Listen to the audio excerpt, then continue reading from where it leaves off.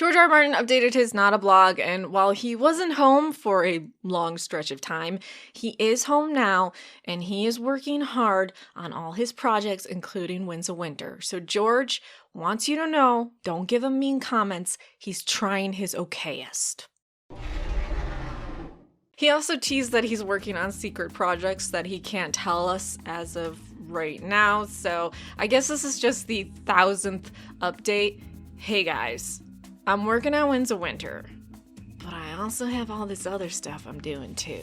But he also said, besides the 800 letters that he has to catch up on and all the countless emails, that he has promises to make, and he is going to write. So he's home, and he's back to writing Winds of Winter. Write like the wind, George. Or don't. I'm not in charge of you. Also, what if his secret project is the Spear Holders thing for Game of Thrones? I know it's not, but it would be fun. It's probably something to do with his wild cards or some other anthology series that he likes to work on, but an elderly woman can dream. Okay, I'm going to talk about the final season of Game of Thrones really quick, but in my defense, an actor talked about it, so I'm talking about the actor talking about it. It's just not me bringing it up all willy-nilly. Hodor's actor Christian Narn recently was asked how he felt about the final season of Game of Thrones, which sadly he wasn't a part of because Bran, the soulless monster he was, gleefully let him get stabbed like 1,000 times by zombies. So this was his response to being asked about his feelings on the final season of Game of Thrones.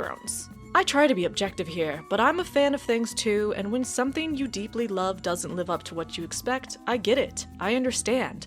I didn't dislike the last season, I just wish it was longer. Come on, Christian, you can say it. Don't be afraid. The last season was dog shit, and Bran needs to be held accountable for his war crimes. I released a short on my channel, I think last week, talking about how House of the Dragon had to shut down due to a member having COVID. They had to isolate, they had to do the quarantine, make sure that everything was okay. They're back to filming. It was only a 2-day shutdown. It wasn't that big of a deal. So if you were worried about House of the Dragon, they're back to filming, and we're back to getting spoilers and leaks. With the short shutdown, I doubt it's going to affect us getting House of the Dragon in 2022. I mean, of course, until we get a super variant that kills us all because of the new Google scientist we seem to have all over the world. But speaking of House of the Dragon, I want to talk about some interesting changes, and first the Red Keep, because I kind of don't understand why they're doing what they're doing, but I'm sure you have a fun explanation for me that is very grounded in reality. Dardell. So if leaks are to be believed, we have a new Red Keep, and the only difference is the gate is bigger. HBO, you built this whole King's Landing set for the final season of Game of Thrones. What are you doing? Come on, things don't change that much. Like, don't give me that shit of, oh, this is, over 100 years before the show. No, fuck you. Things don't change that much in Game of Thrones, and they could do a bit different, make it look nicer or newer or whatnot. You just didn't have to build a whole new thing.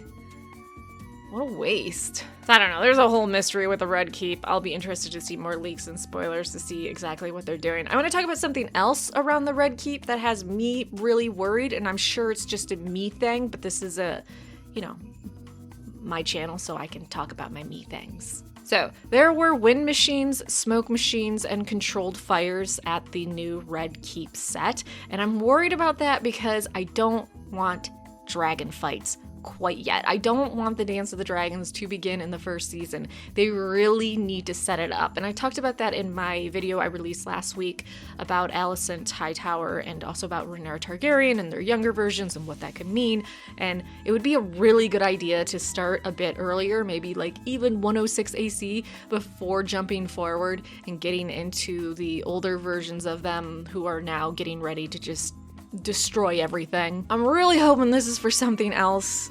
Obviously, it could be a Targaryen cremation ceremony. They loved burning their dead, so maybe that's it. Maybe we're seeing Viserys the First being burned, cremated, and that was the fire and the controlled smoke and wind. I'm just hoping we're not already into dragon battles.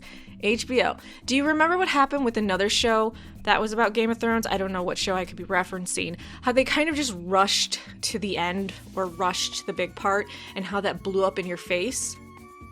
Slow it the fuck down. I'm not sure how I feel, though. Speaking of dragons, the same production company that did the dragons in Game of Thrones are doing the dragons for House of the Dragon. I don't think necessarily all the effects for dragons in the main show were that great. There definitely were moments where it was like, wow, you guys did a bad job.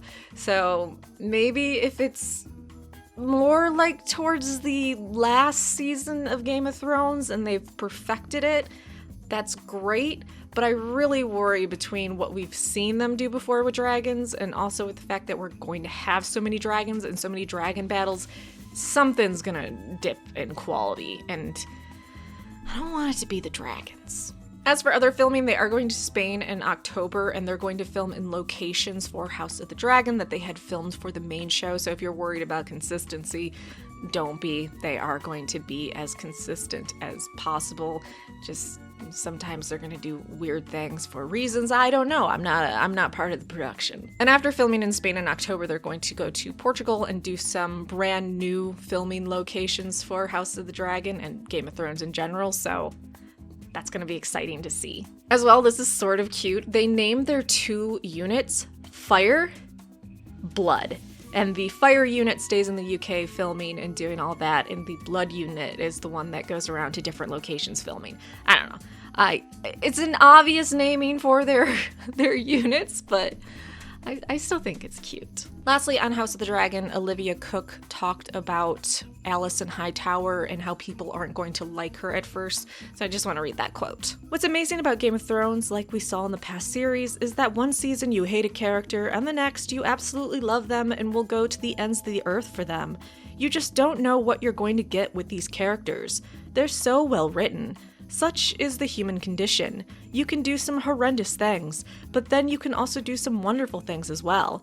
It's very complex, and it's not black and white at all. She's trying to distract you from the fact that Alicent Hightower is absolutely a monster, and you need to boo her every time you see her on screen. Okay, that is some Game of Thrones news. I'm going to be doing more spoilers and leaks for House of the Dragon filming, but I'm probably going to wait a few days before releasing that. So like, subscribe, and come back for more videos. Oh, sci-fi fantasy videos, which is like Witcher, Game of Thrones, Dune, comics, you know. Stuff I've been doing since the beginning.